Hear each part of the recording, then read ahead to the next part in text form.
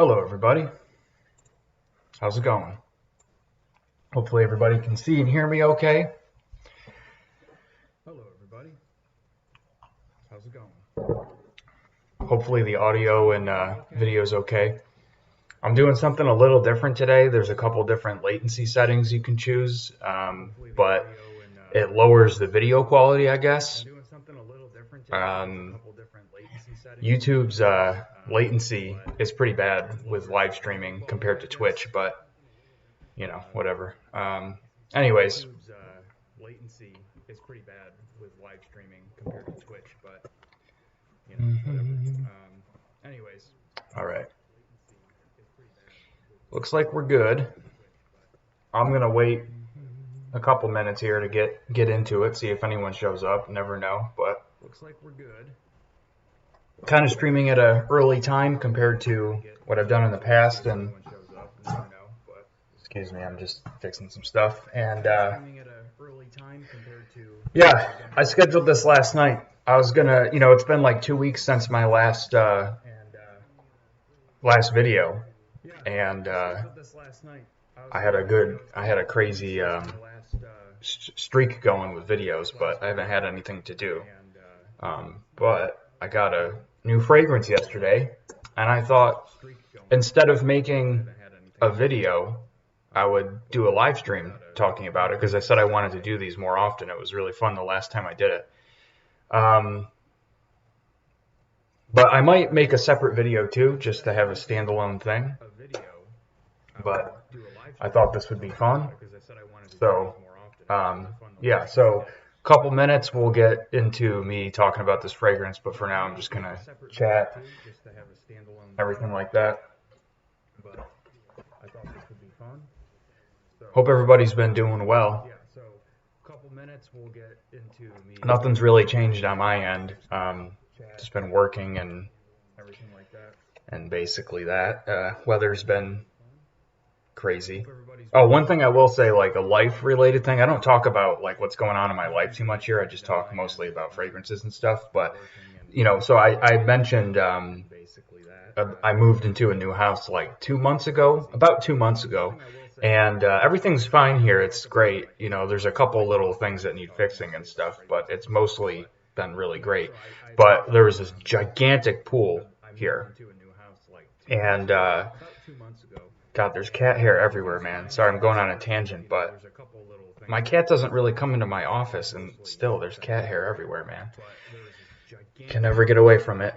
There's this gigantic pool here that was exempt from inspection, which normally is a red flag, like there's something wrong with it, so they don't want to deal with it. But it looked okay, and so of course I don't know anything about pools, but we wanted to open it, so I had a company come out and like open it, and it's been pretty much a disastrous headache ever since.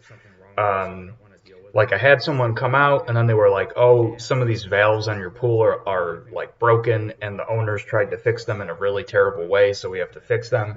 Then they came and fixed them.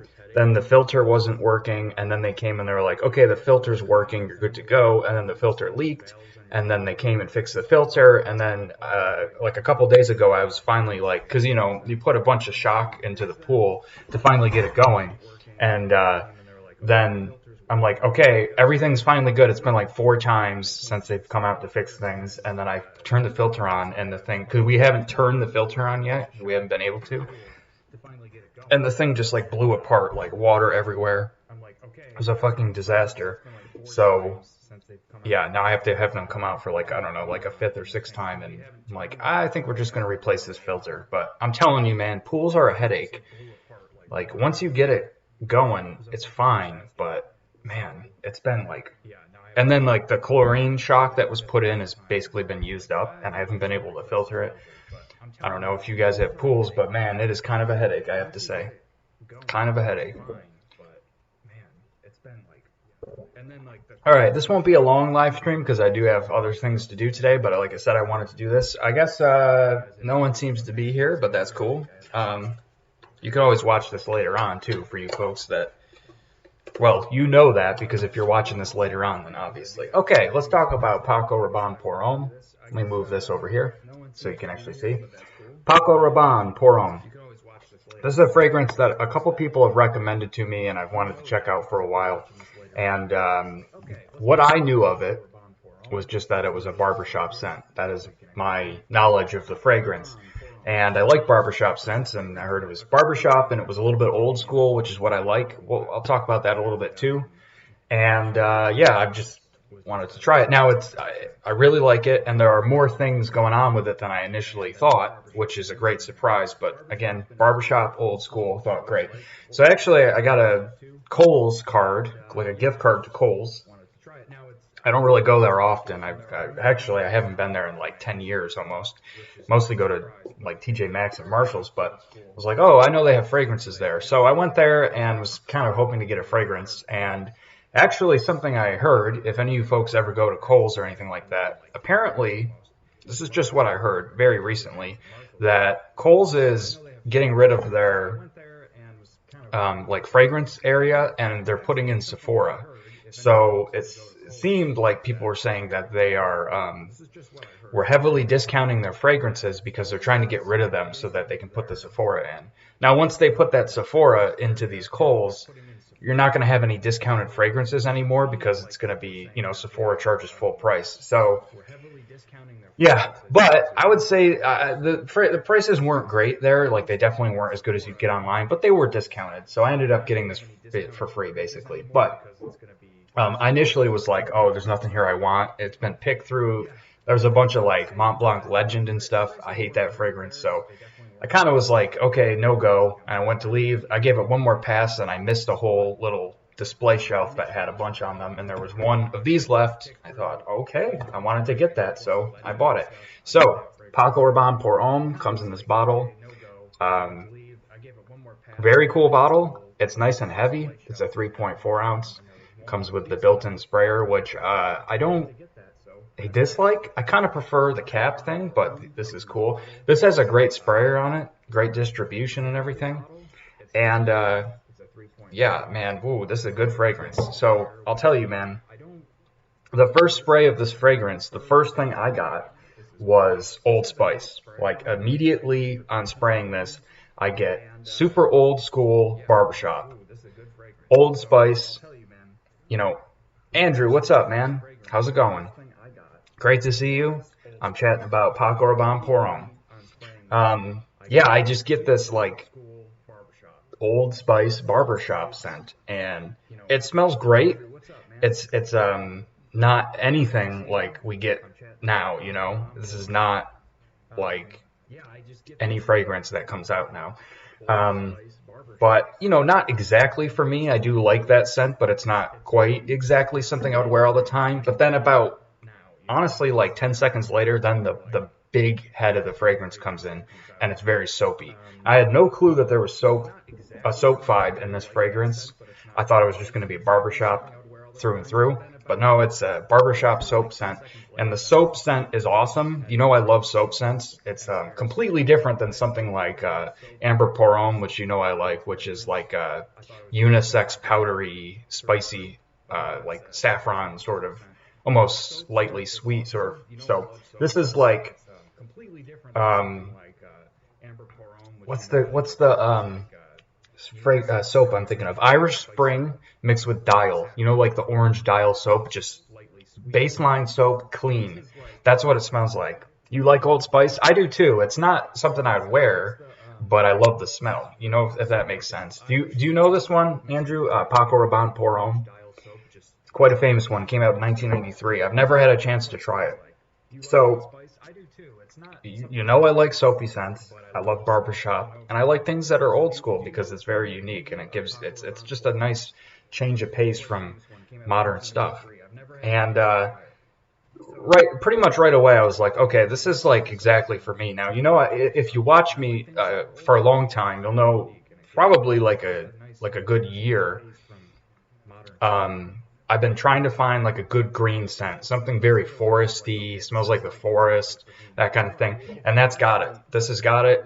The opening, I don't have the note breakdown in front of me, but I want to say there's like clary sage, rosemary, that sort of opening. I don't think there's pine listed, but you do get like a pine, like just forest green smell. and the soap is like super clean dial soap. It's just awesome. It's so clean. I mean, yes, it smells old school, but that's the thing. Now, the difference between the term old school and dated. Now, I'll still say dated sometimes on accident when referring to things, but I think there's a distinct difference between calling something old school and calling something dated. When I think of old school, and I'm probably not going to explain this well at all, this is just my thoughts. When I think of old school, I think of something like it doesn't smell like what is the current trend, you know? It smells like something that is not in style but still smells good. When I think of the term dated, the term dated, I guess, old school and dated. Dated is like it doesn't smell like what's out now, but it's so far removed from what we would wear now that it doesn't even smell good.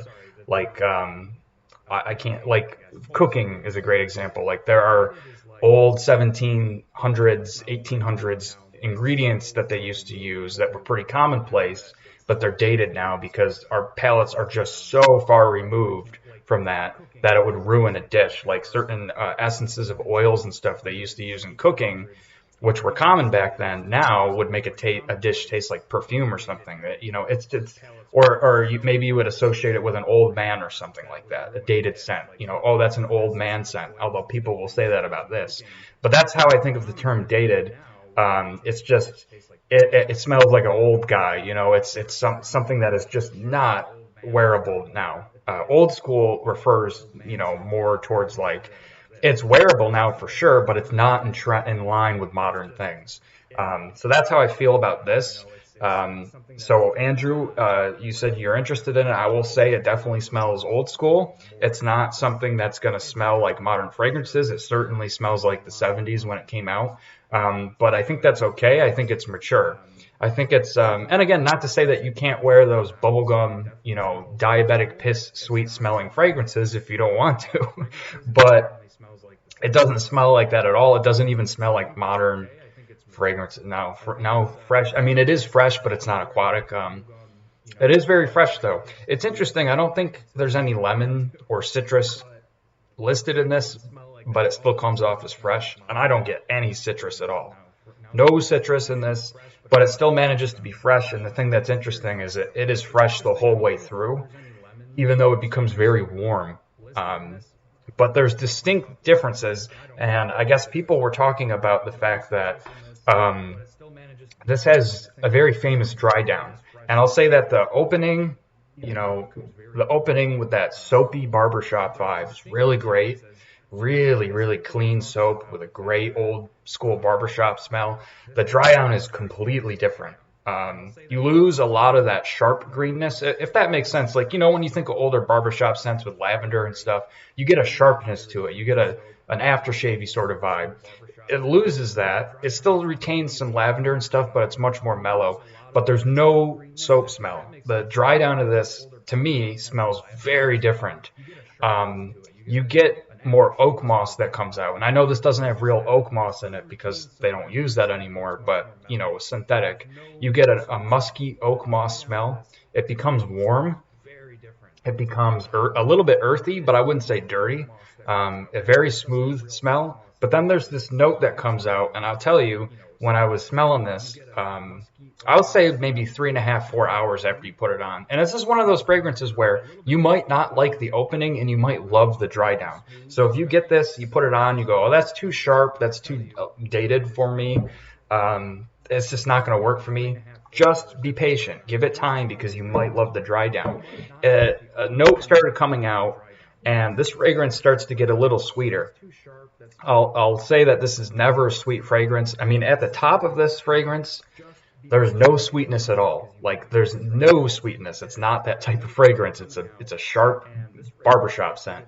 But in the dry down, a sweetness started coming out, which is unique because normally, at least in my experience, is fragrances get less sweet as they dry down, right? Like if a fragrance has a sweet or if it has a spicy sweetness or something, normally it gets lessened as it dries down. And in this one, it comes out as it dries down. And I'm trying to I'm trying to figure out what the hell is going on in here. And I'm like, honestly, I'm smelling honey, which is a fragrance know I love. So I'm thinking, oh, man, honey in a barbershop fragrance, that's weird. That can't be it. I look it up, and sure enough, there's fucking honey listed in the notes. I go to PACO Rabanne's website, and they say a honey tobacco. And I'm thinking, yeah, I can kind of smell like a nice, smooth, sweet little tobacco note in there.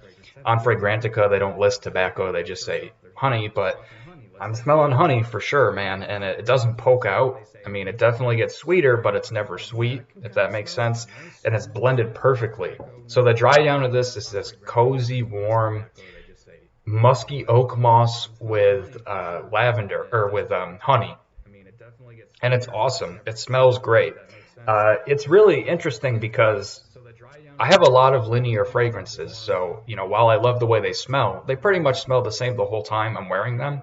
And then a lot of other fragrances, the dry down is very boring because you're really just left with the base notes. So it might have a great opening and a great mid, you know, smells great. But when it gets to the dry down, you sniff it and you're like, okay, I can tell the fragrance is on its way out, because you're left with like something basic like peppery woods or something, you know, which doesn't smell bad, but it's just boring, you know. You're just really getting the basic base notes, you know, picked apart and with a spotlight on them.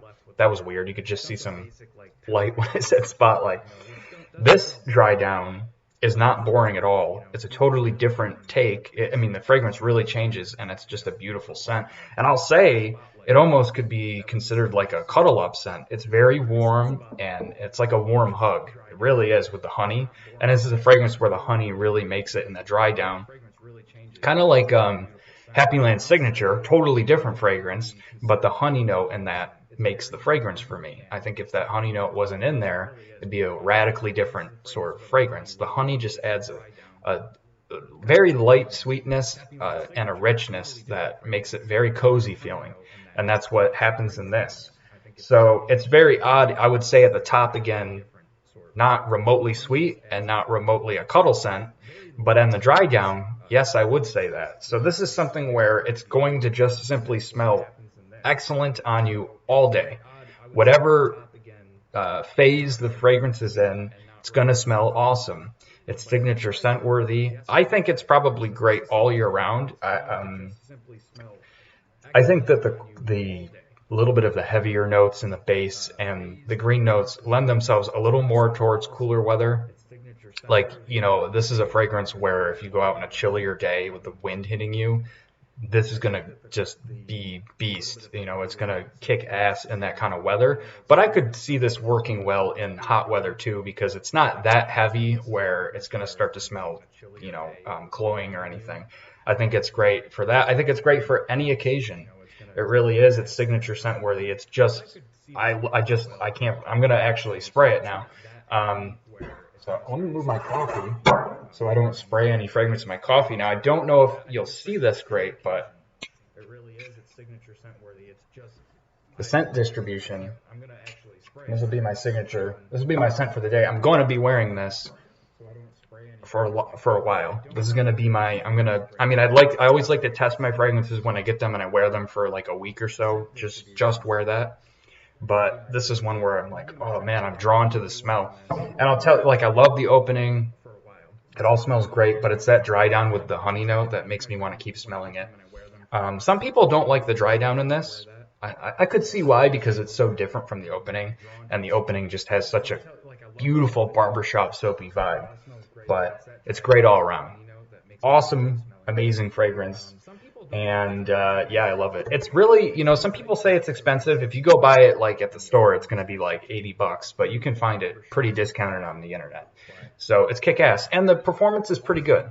I'd say it's like 8 hours maybe. It might even go longer. Now, it does definitely dry down to a skin scent after like a couple hours. It's one of those where it's going to sit close to your body, but I think the performance is pretty good. And my skin eats fragrances up, so. I mean, I just do one spray. I'd normally do one spray with all my fragrances, but yeah. So PACO Rabanne Pour Homme, I think it's incredible.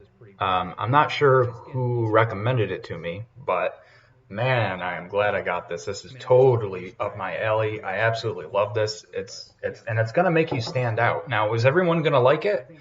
I don't know. I don't know. You know, like a lot of people are like, do women like this? I don't know. You know, people's tastes vary. But you know, it's like the modern trend is towards sweet fragrances. And do women really like those sticky sweet fragrances? I don't really think so. I think they're just so fucking loud. Excuse me. I think they're just so fucking loud that they make you stand out like in a club. I don't even know if it's necessarily that people like them. I don't know, but this smells great. Very high class, very handsome. I would describe it as a very handsome scent, very well put together. And that opening, the fact that there's those sharp green notes that kind of, it like puts a pep in your step, you know, like if you put this on going to work, just gets you out the door and gets you feeling good. So kick ass, love it, absolutely love it. This gets very, very high remarks, and I highly recommend it. But again, it's not for everybody. If you don't like the more dated smelling scents, then you're simply not going to like it. It is a dated. I kept saying I don't want to say dated, but I mean, it's from 1973. It definitely smells like it came out in 1973. So if you don't like that, you only like the newer scents, you won't like that. But if you like green barbershop scents, you're gonna like it. You're gonna like it. Now, I mean, I'm describing it, but I'm sure like most people have smelled it before. Well, I know Andrew, you said you haven't smelled it, but I mean, wow, it is great. It is great. Yeah, I mean, it's been reformulated, but mostly because of the oak moss thing. Oak moss. I don't remember when this happened, but I believe like a very small percentage of fragrance wearers reported skin reactions from oak moss, so they just banned oak moss. But I don't know anything other. I don't know the vintage, and yeah, I mean, this is great, so it doesn't really matter. Great fragrance. I love it. So that was basically all I had to do today. I didn't have much planned other than that. I just wanted to basically do a live review. But yeah, that's all I wanted to do. I know it's been a couple weeks since my last video, but I'm trying to think if there's anything else I want to try that, you know, that's been on my radar basically. Because like I said, I haven't really been buying fragrances. This is the first one I've gotten in since those Alexandria fragrances. I got it like 2 months ago. But I do want to try some other Alexandria fragrances. That company is still on my radar because the two that I bought, a Leighton clone and a Fahrenheit clone, were excellent. They were outstanding quality and smell, and the packaging and presentation of those was amazing. It was really good. So there's more of that company I want to try. But wow, this smells so good. I mean, this is so up my alley. I'm going to be wearing this exclusively for quite a while. It just kicks ass in any situation. It really is a well put together fragrance. It's really beautiful. So PACO Rabanne Pour Homme. It's really interesting because I don't wear a lot of PACO Rabanne fragrances. In fact, this is the only one I have. I mean, I've worn Invictus and 1 Million and stuff, but I went on their website because I'm like, you know, I feel like their stuff leans sweet, very sticky sweet. Like they're one of the leading companies that is doing that sort of thing.